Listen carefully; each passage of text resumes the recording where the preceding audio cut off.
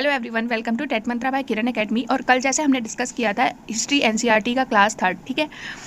और आज जो है चैप्टर 4 है, क्या बताती है हमें किताबें और कब्रें। तो ये जो है सीटेट पेपर 2 के लिए जो एसएसटी है उसके लिए बहुत ज़्यादा इंपॉर्टेंट है। आजकल बहुत ज़्यादा मतलब जितने भी बीएड वाले अभ्यर्थी हैं उनको पेपर 2 क्लियर करना बहुत ज़्यादा ज़रूरी है, ठीक है। तो पेपर 2 क्लियर करने के लिए आपको एसएसटी क्लियर करना पड़ेगा, जो कि 60 नंबर की आती है। तो आपको वो जो क्वेश्चन मिलेंगे एसएसटी में वो एनसीईआरटी बेस ही मिलेंगे, तो आपको यहाँ से कवर करना बहुत ज़्यादा ज़रूरी है। तो चलिए डिटेल में पढ़ते हैं बिल्कुल शुरुआत से, क्योंकि दिसंबर में एग्जाम है। बिना किसी देरी के वीडियो को लाइक, शेयर एंड सब्सक्राइब जरूर कर दीजिएगा। तो चलिए वीडियो को स्टार्ट करते हैं। क्या बताती है हमें किताबें और कब्रें, ठीक है। तो क्या बताती हैं किताबें और कब्रें से मतलब है कि हिस्ट्री में क्या हुआ था, इसके बिहाफ में जो किताबें हैं और जो कब्रें बनी हुई हैं उनसे हमें क्या जानकारी मिलती है, ठीक है। तो यहाँ पर एक बच्चा है जिसके मन में सवाल है। मेरे पुस्तकालय में जैसे ही घंटी बजी, शिक्षक ने छात्रों को अपने साथ आने को कहा। आज वे पहली बार पुस्तकालय जा रहे थे। मैरी ने देखा कि पुस्तकालय उसकी कक्षा से काफ़ी बड़ा था और वहाँ किताबों से भरे कई रैक थे। कोने में एक अलमारी थी जो मोटी मोटी किताबों से भरी थी। मैरी को एक अलमारी खोलने की कोशिश करते देख शिक्षक ने कहा, उस अलमारी में अलग अलग धर्मों से जुड़ी हुई महत्वपूर्ण किताबें हैं। क्या तुम्हें मालूम है कि हमारे पास वेदों का भी एक संग्रह है? मैरी सोचने लगी, वेद क्या है, चलो पता लगाएं, ठीक है। बस यहीं से शुरू हो जाती है चैप्टर, वेद क्या है, ठीक है। देखिए मैं पढ़ते हुए सबको चलूंगी और जो भी इंपॉर्टेंट होगा वो मैं आपको बता दूंगी, ठीक है। तो इससे आपका कुछ भी नहीं छूटेगा, चाहे वो इंपॉर्टेंट हो चाहे वो ना इंपॉर्टेंट हो, कुछ भी नहीं छूटेगा और एक समझ बनेगी आपके लिए, ठीक है। दुनिया के प्राचीनतम साहित्यिक स्रोतों में से एक, ठीक है। शायद तुमने वेदों के बारे में सुना होगा। वेद कितने प्रकार के होते हैं? वेद 4 प्रकार के होते हैं, ऋग्वेद, सामवेद, यजुर्वेद एंड अथर्ववेद। अब आप नोट डाउन करते चलिए यहाँ से। वेद 4 है, ऋग्वेद, सामवेद, यजुर्वेद एंड अथर्ववेद। सबसे पुराना वेद है ऋग्वेद, जिसकी रचना लगभग 3500 साल पहले हुई थी, ठीक है। ऋग्वेद में 1000 से ज़्यादा प्रार्थनाएं हैं जिन्हें सूक्त कहा गया है। सूक्त का क्या मतलब है? अच्छी तरह से बोला गया। बस आपको यहाँ से लेकर आपको पहले तो यहाँ तक नोट डाउन करना है, ठीक है। सूक्त का मतलब क्या है? अच्छी तरह से बोला गया। अब क्वेश्चन कैसे बनते हैं वो भी मैं बता देती हूँ। जैसे क्वेश्चन पूछ लेगा वेद के बारे में सही कथन, ठीक है, या तो पूछ लेगा ऋग्वेद के बारे में सही कथन, तो उसमें 4 ऑप्शंस होंगे, ठीक है। एक ऑप्शन में 3 गलत होंगे और एक ऑप्शन में लिखा होगा ऋग्वेद में 1000 से ज़्यादा प्रार्थनाएं हैं जिन्हें सूक्त कहा गया है। तो आपको वही टिक करना होगा क्योंकि वही सही होगा। तो सबसे पहले आपको क्या होगा कि इनका जो भी डिटेल है वो आपको पता होना चाहिए, है ना, तभी तो आप सही जो वाक्य लिखा है उसको पहचान पाओगे, ठीक है। तो अच्छी तरह से बोला गया, सूक्त का क्या मतलब है?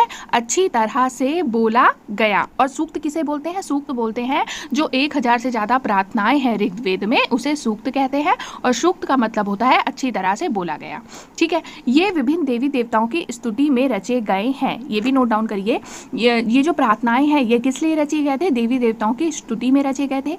इनमें से 3 देवता महत्वपूर्ण हैं, अग्निदेव, इंद्रदेव और सोमवेद, ठीक है। अग्नि आग के देवता है, इंद्र युद्ध के देवता है और सोम जो है एक पौधा है जिससे एक खास पेय बनाया जाता है, ठीक है।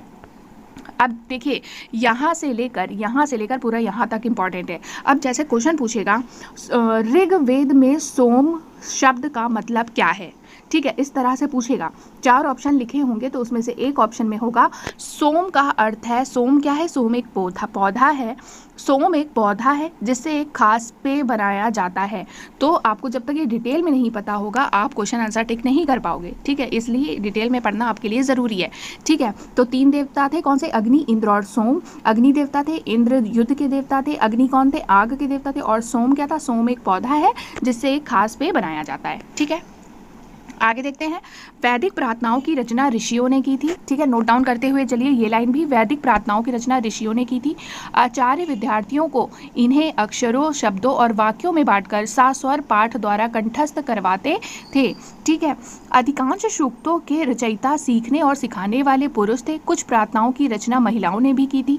ऋग्वेद की भाषा प्राक संस्कृत या वैदिक संस्कृत कहलाती है। ये देखिए इंपॉर्टेंट है। देखिए कुछ प्रार्थनाओं की रचना महिलाओं ने भी की थी, ये भी इंपॉर्टेंट है लाइन, क्योंकि उस टाइम में देखिए उस टाइम में भी महिलाओं ने भी बढ़ चढ़ के पार्टिसिपेट किया, पुरुषों के साथ महिलाओं ने भी प्रार्थनाओं की रचना की।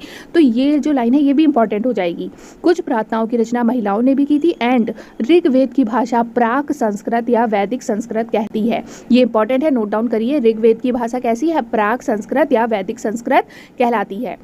तुम स्कूल में जो संस्कृत पढ़ती हो उससे यह भाषा थोड़ी सी भिन्न है। ठीक है, ये संस्कृत और अन्य भाषाएं। संस्कृत भाषा भारत यूरोपीय भाषा परिवार का हिस्सा है। संस्कृत भाषा किसका हिस्सा है? भारत यूरोपीय भाषा परिवार का हिस्सा है। नोट डाउन करिए। भारत की कई भाषाएं असमिया, गुजराती, हिंदी, कश्मीरी और सिंधी, एशियाई भाषाएं जैसे फारसी तथा यूरोप की बहुत सी भाषाएं जैसे अंग्रेजी, फ्रांसीसी, जर्मन, यूनानी, इतालवी, स्पेनिश आदि इसी परिवार से जुड़ी हुई हैं। उन्हें एक भाषा परिवार इसलिए कहा जाता है क्योंकि आरंभ में उनमें कई शब्द एक जैसे थे। उदाहरण के लिए मात्र संस्कृत में मात्र बोला जाता था, माँ बोला जाता था हिंदी में, एंड मदर बोला जाता था अंग्रेजी में। ठीक है, तो ये इतना इंपॉर्टेंट नहीं है। इंपॉर्टेंट क्या है? संस्कृत भाषा भारत यूरोपीय भाषा परिवार का हिस्सा है। ठीक है, और सभी भाषाओं को, जितनी भी ये भाषाएं लिखी हैं, उन्हें एक भाषा परिवार किस लिए कहा जाता था? क्योंकि सभी शब्द आरंभ में कैसे थे? एक जैसे थे, जैसे कि यहाँ पे लिखा हुआ है। ठीक है, क्या तुम्हें इनमें कोई समानता नजर आती है? उपमहाद्वीप में दूसरे भाषा परिवारों की भी भाषाएं बोली जाती थी। उदाहरण के लिए पूर्वोत्तर प्रदेशों में तिब्बत बर्मा परिवार की भाषाएं बोली जाती थी। तमिल, तेलुगु, कन्नड़, मलयालम द्रविड़ भाषा परिवार की भाषाएं हैं। ठीक है, द्रविड़ भाषा परिवार की भाषाएं क्या हैं? तमिल, तेलुगु, कन्नड़ और मलयालम। ठीक है, ये लाइन आपको ऐड ऑन करना है। ठीक है, जैसे कि आपको ऐड ऑन करना है पूर्वोत्तर प्रदेशों में तिब्बत बर्मा परिवार की भाषाएं बोली जाती थी। ये लाइन आपको ऐड करना है अपने नोट्स में।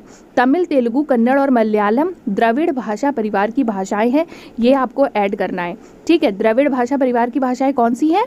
तमिल, तेलुगु, कन्नड़ और मलयालम। ठीक है, और जबकि झारखंड और मध्य प्रदेश में कौन सी भाषाएं थी? ऑस्ट्रो एशियाटिक परिवार।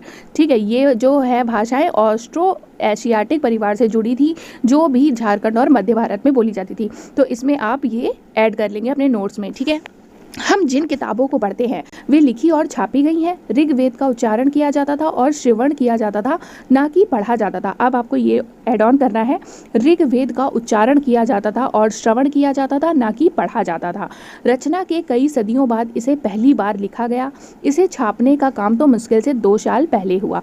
रचना के कई सदियों बाद इसे पहली बार लिखा गया था, मतलब कि ऋग्वेद की देखो रचना हो गई थी, ऋग्वेद का उच्चारण किया जाता था, सुना जाता था, बोला जाता था, लेकिन जो उसको पेपर में लिखा गया ये कई सदियों बाद इसे पेपर में लिखा गया। तो ये पॉइंट आप नोट कर लीजिएगा। ठीक है, इतिहासकार ऋग्वेद का अध्ययन कैसे करते हैं?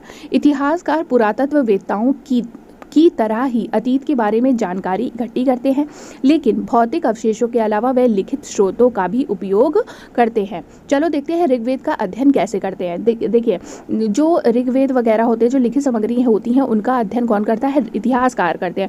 और पुरातत्ववेत्ता क्या होते हैं? जो भी सामग्री उन्हें मिली होती है, जैसे कि मिट्टी के बर्तन, मूर्तियाँ, तो ये पुरातत्ववेत्ताओं करते हैं, उनके बारे में जानकारी इकट्ठी करते हैं। लेकिन इतिहासकार क्या करते हैं? लेखों का अध्ययन करते हैं। ठीक है, तो अब हम देखेंगे कि ऋग्वेद का अध्ययन इतिहासकारों ने किस तरह से किया था।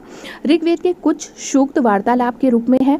विश्वामित्र नामक ऋषि और देवियों के रूप में पूजित 2 नदियों व्यास और सतलुज के बीच यह संवाद एक ऐसे ही सूक्त का अंश है। ठीक है, तो ऋग्वेद के कुछ सूक्त जो है वार्तालाप के रूप में मिले हैं। ठीक है, तो इसमें जो सूक्त मिला है उसमें किसका चित्रण है? उसमें विश्वामित्र नामक ऋषि और देवियों के रूप में पूजी जाने वाली, ठीक है, विश्वामित्र नामक ऋषि और देवियों के रूप में पूजी जाने वाली 2 नदियों व्यास और सतलुज के बीच संवाद हो रहा है, बातचीत हो रही है, उसी का वर्णन किया गया है इस सूक्त में। ठीक है, ये ऋग्वेद की पांडुलिपि का एक पन्ना है। ठीक है, ये ऋग्वेद की पांडुलिपि का एक पन्ना है। पांडुलिपि के बारे में मैं ऑलरेडी अपनी क्लास में डिस्कस करा चुकी हूँ। तो पांडुलिपि ये किस में बना हुआ है? ये भुर्ज वृक्ष की छाल पर लिखी या पांडुलिपि कश्मीर में पाई गई थी। तो सबसे पहले तो यहीं से क्वेश्चन बन जाएगा। देखिए, पांडुलिपि किस पे लिखी जाती है? भुर्ज वृक्ष की छाल पर। ठीक है, ये देखिए, भुर्ज वृक्ष की छाल पर ये जो पांडुलिपि है लिखी गई है, ये कहाँ पाई गई थी? कश्मीर में पाई गई थी। लगभग 150 वर्ष पहले ऋग्वेद को सबसे पहली बार छापने के लिए इसका उपयोग किया गया। इसी पांडुलिपि को देखकर अंग्रेजी अनुवाद तैयार हुआ। यह पांडुलिपि पुणे महाराष्ट्र के एक पुस्तकालय में सुरक्षित है।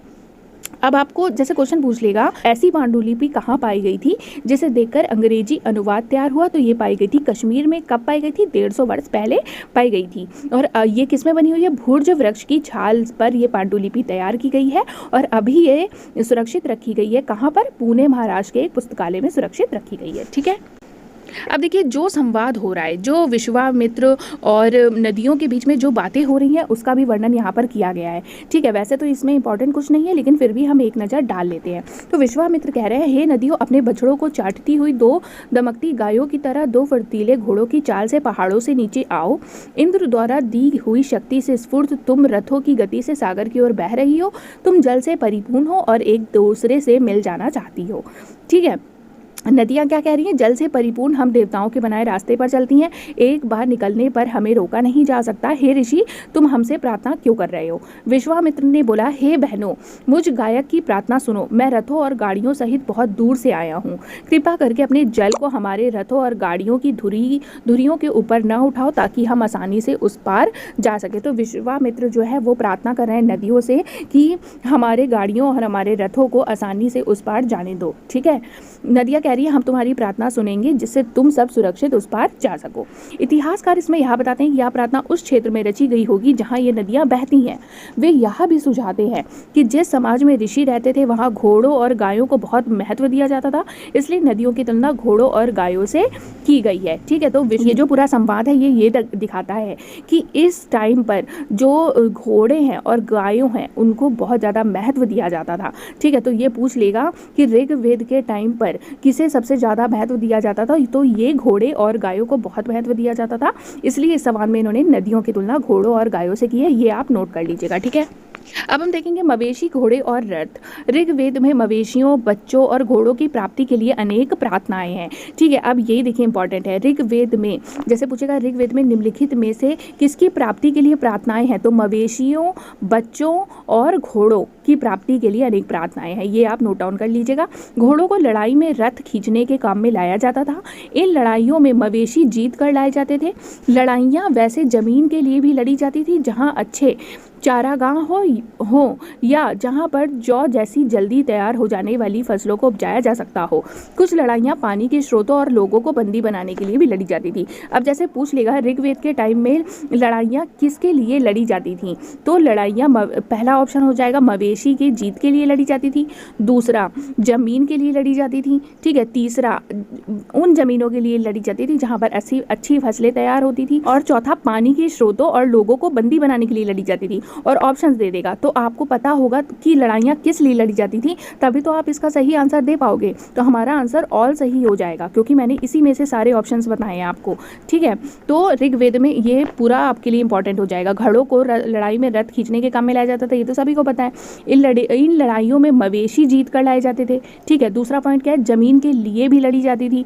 ठीक है, जहाँ अच्छे चारागाह हो और जहाँ पर अच्छी फसल तैयार होती हो। और कुछ लड़ाइयाँ पानी के स्रोतों के लिए और लोगों को बंदी बनाने के लिए भी लड़ी जाती थी। ठीक है, तो ये आप नोट कर लीजिएगा। युद्ध में जीते गए धन का कुछ भाग सरदार रख लेते थे तथा कुछ हिस्सा पुरोहित को दिया जाता था। शेष धन आम लोगों को बांट दिया जाता था। कुछ धन यज्ञ के लिए भी प्रयुक्त होता था। यज्ञ की आग में आहुति दी जाती थी। ये आहुतियाँ देवी देवताओं को दी जाती थी। घी, अनाज और कभी कभी जानवरों की भी आहुति दी जाती थी। देखिए ऐसे मतलब डायरेक्ट क्वेश्चन नहीं पूछेगा इससे, लेकिन कथन और कारण में ऐसे क्वेश्चन बन सकते हैं, तो इसलिए नज़र डालते हुए चलिएगा कि जब युद्ध में पैसे जीते जाते थे तो उनका कितना हिस्सा किस किस को दिया जाता था। तो इस तरह से आपको एक हल्की नज़र इसमें भी रखनी है। ठीक है, अधिकांश पुरुष इन युद्धों में भाग लेते थे। कोई स्थायी सेना नहीं होती थी, लेकिन लोग सभाओं में मिलते जुलते थे और युद्ध व शांति के विषय में सलाह मशवरा करते थे। वहाँ ये ऐसे लोगों को अपना सरदार चुनते थे जो बहादुर और कुशल योद्धा हो। ठीक है, क्या कैसे सरदार को चुनते थे, जो बहादुर और कुशल योद्धा हो। कोई सेना नहीं होती थी, बल्कि ऐसे ही लोग, नॉर्मल लोग ही क्या करते थे, युद्ध में पार्टिसिपेट करते थे। ठीक है, लोगों की विशेषता बताने वाले शब्द। लोगों का वर्गीकरण काम, भाषा, परिवार या समुदाय, निवास स्थान या सांस्कृतिक परंपरा के आधार पर किया जाता रहा है। ऋग्वेद में लोगों की विशेषता बताने वाले कुछ शब्दों को देखते हैं। ठीक है, ऐसे दो समूह हैं जिनका वर्गीकरण काम के आधार पर किया गया है। पुरोहित, जिन्हें कभी कभी ब्राह्मण कहा जाता था, तरह तरह के यज्ञ और अनुष्ठान करते थे, और दूसरे लोग थे राजा। ठीक है, ये देखिए इंपॉर्टेंट है। ऋग्वेद में अब जैसे पूछ लेगा कि ऋग्वेद में लोगों की विशेषता बताने के लिए कितना वर्गीकरण है, तो लोगों की विशेषता बताने के लिए दो समूह थे, ठीक है। जो समूह थे वो क्या थे, काम के आधार पर बांटे गए थे। पहला क्या था, पहला था पुरोहित, जिन्हें कभी कभी ब्राह्मण कहा जाता था, जो ब्राह्मण कहे जाते थे और वो तरह तरह के यज्ञ और अनुष्ठान करते थे। और दूसरे लोग कौन थे, राजा थे, ठीक है। ये आप नोट डाउन कर लीजिएगा। ये राजा वैसे नहीं थे जिनके बारे में तुम बाद में पढ़ोगे। ये ना तो बड़ी राजधानियों और महलों में रहते थे, ना ही इनके पास सेना थी, ना ही ये कर वसूलते थे। प्राय राजा की मृत्यु के बाद उसका बेटा अपने आप ही शासक नहीं बन जाता था। तो ये सारी विशेषताएं नहीं थी इन राजाओं में, ठीक है। ना ही वो मतलब जैसे हमने सुना है कि राजा ऐसे होते थे, महलों में रहते थे, सेना होती थी, कर वसूलते थे और उनका बेटा ही शासक बनता था, तो ये वैसे राजा नहीं थे, ठीक है। अब आपको ये पता होना चाहिए कि ऋग्वेद में लोगों की विशेषता बताने के लिए लोगों को दो भागों में विभाजित किया गया था। पहला था पुरोहित एंड दूसरा था राजा। पुरोहित क्या काम करते थे ये लिखा है, और राजा क्या थे, राजा में ये सारी क्वालिटीज नहीं थी, ठीक है। जनता या पूरे समुदाय के लिए दो शब्दों का इस्तेमाल होता था। एक था जन, जिसका प्रयोग हिंदी व अन्य भाषाओं में आज भी होता है। दूसरा था विश, जिससे वैश्य शब्द निकला है, ठीक है। ये तो हम बाद में पढ़ लेंगे। अब जैसे पूछेगा ऋग्वेद में जनता या पूरे समुदाय के लिए किन दो शब्दों का इस्तेमाल होता था, तो आपको पता होना चाहिए, ये आप नोट डाउन कर लीजिएगा। जनता या पूरे समुदाय के लिए दो शब्दों का इस्तेमाल होता था। एक था जन, ठीक है, जिसका प्रयोग हिंदी व अन्य भाषाओं में होता है, आज भी होता है, जैसे बोलते हैं जन लोग, ठीक है। दूसरा था विश, से वैश्य शब्द निकला है, ठीक है। ऋग्वेद में विश और जनों के नाम मिलते हैं, ठीक है। विश का मतलब वैश्य था और जनों का तो पता ही है आपको, ठीक है। इसलिए हमें पुरुजन या विश, भरत जन या विश, यदु जन या विश जैसे कई उल्लेख मिलते हैं, ठीक है। तो कुछ भी आ जाए तो इसका मतलब क्या होता है, एक का मतलब है जन और दूसरे का मतलब है वैश्य, ठीक है। तुम्हें इनमें से कोई नाम जाना पहचाना लगता है। जिन लोगों ने इन प्रार्थनाओं की रचना की वे कभी कभी खुद को आर्य कहते थे। अब ये इंपॉर्टेंट है, जिन ऋग्वेद में, जैसे क्वेश्चन पूछेगा ऋग्वेद में प्रार्थनाओं की रचना करने वाले को क्या कहा जाता था, तो आपको पता होना चाहिए आर्य कहा जाता था, ठीक है। आप नोट डाउन कर लीजिए। जिन लोगों ने इन प्रार्थनाओं की रचना की वे कभी कभी खुद को आर्य कहते थे तथा अपने विरोधियों को, जो इनके विरोधियों थे, उनको क्या कहते थे, दास या दस्यु कहते थे। दस्यु वे लोग थे जो यज्ञ नहीं करते थे और शायद दूसरी भाषाएं बोलते थे, ठीक है। दस्यु क्या थे, ये भी आप नोट डाउन कर लीजिए। दस्यु वे लोग थे जो यज्ञ नहीं करते थे और शायद दूसरी भाषाएं बोलते थे। बाद के समय में दास शब्द का मतलब गुलाम हो गया, ठीक है। दास वे स्त्री और पुरुष होते थे जिन्हें युद्ध में बंदी बनाया जाता था। उन्हें उनके मालिक की जायदाद माना जाता था। जो भी काम मालिक चाहते थे उन्हें वह सब करना पड़ता था, ठीक है। ये कथन और कारण में बहुत ऐसे, इससे बहुत क्वेश्चन बन सकते हैं। तो इस पॉइंट से आपको क्या निकल के आया, इस पूरे पैराग्राफ से क्या निकल के आया है, प्रार्थनाओं की रचना करने वाले को आर्य कहा जाता था और इनके विरोधियों को दास या दस्यु कहा जाता था। दस्यु क्या करते थे, दस्यु यज्ञ नहीं करते थे और दूसरी भाषाएं बोलते थे। लेकिन जैसे जैसे टाइम बदला दस्यु शब्द का मतलब क्या हो गया, गुलाम हो गया, ठीक है। दास वे स्त्री और पुरुष होते थे जिन्हें युद्ध में बंदी बनाया जाता था। और बंदी क्यों बनाया जाता था, क्योंकि उन्हें उनके मालिक की जायदाद समझा जाता था, क्योंकि जो दास है वो अपने मालिक की जायदाद है और उनके जायदाद को ही ले लिया जाए, मतलब उनके जायदाद पर ही कब्जा कर लिया जाए। तो जो भी काम मालिक चाहते थे वह सब दास को करना पड़ता था, ठीक है। इस युग में उपमहाद्वीप के उत्तर पश्चिम में ऋग्वेद की रचना हो रही थी। उसी समय दूसरी जगह पर एक अलग तरह का विकास हो रहा था। देखो वहां क्या हो रहा था, देखते हैं आगे, ठीक है। ये आप नोट कर लीजिएगा, ठीक है। खामोश प्रहरी कहानी महापाषाणों की, अगली ठीक है। ये शिलाखंड महापाषाण नाम से जाने जाते हैं। महापाषाण, महा मतलब क्या होता है, बड़ा, पाषाण मतलब पत्थर। ये शिलाखंड महापाषाण यानी कि बड़ा पत्थर नाम से जाने जाते हैं। ये पत्थर दफन करने की जगह पर लोगों द्वारा बड़े करीने से लगाए गए थे, ठीक है। अभी देखते हैं हम कौन से पत्थर की बात हो रही है। महापाषाण कब्रें बनाने की प्रथा लगभग 3000 साल पहले शुरू हुई थी। यह प्रथा दक्कन, दक्षिण भारत, उत्तरी पूर्वी भारत और कश्मीर में प्रचलित थी। कुछ महत्वपूर्ण महापाषाण पुरास्थल मानचित्र 2 में दिखाए गए। कुछ महापाषाण जमीन के ऊपर ही दिख जाते हैं, कुछ महापाषाण जमीन के ऊपर ही दिख जाते हैं और कुछ महापाषाण जमीन के भीतर भी होते हैं। इन शिलाखंडों की बात हो रही है। इस तरह के महापाषाण मतलब कि बड़े पत्थर जो थे वो कब्र के किनारे लगाए जाते थे, ठीक है। तो आपको क्या नोट डाउन करना है, आपको नोट डाउन करना है शिलाखंड महापाषाण, हेडिंग डालिए, ठीक है। शिलाखंड महापाषाण क्या होते हैं, इसका मतलब होता है बड़ा पत्थर। और ये पत्थर दफन करने की जगह पर लोगों द्वारा बड़े करीने से लगाए गए थे। और ये जो कब्रें थी, ये कब्रें बनाने की प्रथा 3000 साल पहले शुरू हो चुकी थी। और ये कहाँ से प्रचलित हुई थी, ये प्रचलित हुई थी दक्कन, दक्षिण भारत, उत्तर पूर्वी भारत और कश्मीर में प्रचलित थी। कभी कभी ये जमीन के ऊपर ही दिख जाते थे और कभी क्या थे, जमीन के भीतर होते थे। जैसे ये मैंने चित्र में आपको दिखाया, इस तरह के महापाषाण को ताबूत समाधान यानी कि सिस्ट कहा जाता है। ठीक है, नोट डाउन कर लीजिएगा, इस तरह के महापाषाण को ताबूत समाधान या सिस्ट कहा जाता है। यहाँ दिखाए गए सिस्ट में एक पोर्ट होल बड़ा सुराख है। ठीक है, बड़ा सुराख है जो शायद पत्थरों से बने हुए कमरे में जाने का रास्ता है। ये शायद कमरे में जाने का रास्ता हो। ठीक है, और इसकी शुरुआत कब से हुई थी? 3000 साल पहले से ही इसकी शुरुआत हो चुकी थी। कई बार पुरातत्वविदों को गोलाकार सजाए हुए पत्थर मिलते हैं, जैसे कि देख पा रहे होगे। कई बार अकेला खड़ा हुआ पत्थर मिलता है। ये ही एकमात्र प्रमाण है जो जमीन के नीचे कब्रों को दर्शाते हैं। ये क्या दर्शाते हैं? जमीन के नीचे कब्र को दर्शाते हैं। महापाषाणों के निर्माण के लिए लोगों को कई तरह के काम करने पड़ते थे। हमने जो कार्यों की सूची लिखी है उन्हें क्रमबद्ध करो। तो देखिए, सबसे पहले तो आप इसके बारे में पूरा नोट डाउन कर लीजिएगा, जो मैंने ऊपर वाले पेज में पढ़ाया वो भी और ये भी। ठीक है, ये भी नोट डाउन कर लीजिएगा आप। महापाषाणों के निर्माण के लिए लोगों को कई तरह के काम करने पड़ते थे। हमने जो कार्यों की सूची बनाई उन्हें क्रमबद्ध करो। गड्ढे खोदना, शिलाखंडों को ढोकर लाना, बड़े पत्थरों को तराशना और मरे हुए को दफनाना, ये सारे काम करते थे। ये बस आप माइंड में रखते हुए चलो, इनको नोट डाउन करने की जरूरत नहीं है। इन सब कब्रों में कुछ समानताएं हैं। सामान्यतः मृतकों को खास किस्म के, अब नोट डाउन क्या करना है आपको, खास किस्म के मिट्टी के बर्तनों के साथ दफनाया जाता था, जिन्हें काले लाल मिट्टी के बर्तनों, ब्लैक एंड रेड वेयर के नाम से जाना जाता है। ठीक है, बस इनके साथ ही मिले लोहे के औजार और हथियार, घोड़े के कंकाल और सामान तथा पत्थर और सोने के गहने, ये आपको नोट डाउन करना है। ठीक, अब जैसे पूछ लेगा शिलाखंड महापाषाण में मृतकों दफनाने से जुड़े वाक्यों में प्रकाश डालिए, ऐसे करके आपसे क्वेश्चन पूछेगा और ऑप्शन लिख देगा। ठीक है, अगर उसने 4 ऑप्शन लिख दिया कि इनमें से कौन सा ऑप्शन सही है, तो मृतकों को खास किस्म के मिट्टी के बर्तनों के साथ दफनाया जाता था, पहला ऑप्शन हो जाएगा। दूसरा, काले लाल मिट्टी के बर्तनों के साथ दफनाया जाता था। तीसरा, लोहे के औजार और हथियार के साथ दफनाया जाता था। चौथा, घोड़ों के कंकाल और सामान तथा पत्थर और सोने के गहने के साथ दफनाया जाता था। तो राइट आंसर क्या हो जाएगा? All of the above. ठीक है, इस तरह से आपको ये वाला जो पूरा पैराग्राफ है ये नोट डाउन करना है। ठीक है, महापाषाण कब्रों से मिले लोहे के सामान, ये देखिए लोहे के सामान मिले हुए हैं। ठीक है, बाईं ओर घोड़े के लिए सामान, नीचे बाईं ओर कुल्हाड़ियाँ और नीचे एक कटार, ये कटार, कुल्हाड़ियाँ और ये घोड़े के लिए सामान बनाए। ठीक है, ये सब जो मिला है ये कब्र में मिला है। लोगों की सामाजिक असमानताओं के बारे में पता करना। ठीक है, इसके बारे में देखते हैं। पुरातत्वविद यहाँ मानते हैं कि कंकाल के साथ पाई गई चीजें मरे हुए व्यक्ति की ही रही होंगी।